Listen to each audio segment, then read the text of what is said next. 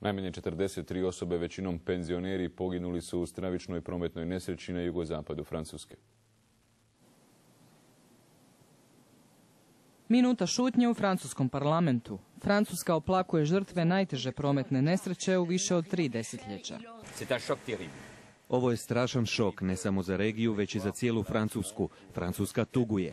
Do nesreće je došlo frontalnim sudarom autobusa i kamiona koje je potom zahvatio plamen. Autobus je brzo i u potpunosti izgorio, a u njemu je bilo 50 osoba. Vozač, koji je lakše ozlijeđen, pri sudaru je refleksno otvorio vrata i time omogućio da se 7 putnika spasi. Nesreća se dogodila na jugozapadu Francuske, istočno od Bordeauxa. Ovo je jedna vrlo lijepa i pitoreskna ruta, no s nizom opasnih zavoja, i prije je bilo nesreća, ali nikad do sad ovakvih razmjera. Obitelji i prijatelji žrtava okupili su se u gradiću Puisgenu. Čekaju bilo kakve informacije o svojim najbližima. Čekam, ništa ne znam, nadam se.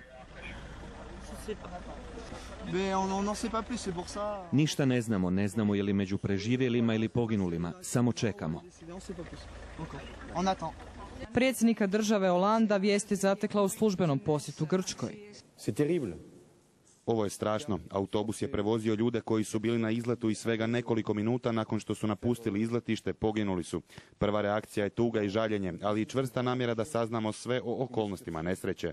Najsmrtonosnija prometna nesreća u Francuskoj dogodila se 1982. godine, kada su u prevrtanju autobusa na autocesti pokraj Dijona poginule 53 osobe, među kojima 44 djece. Nakon toga je uvedeno zakonsko ograničenje brzine za autobuse. Mirna Brekalo, N1.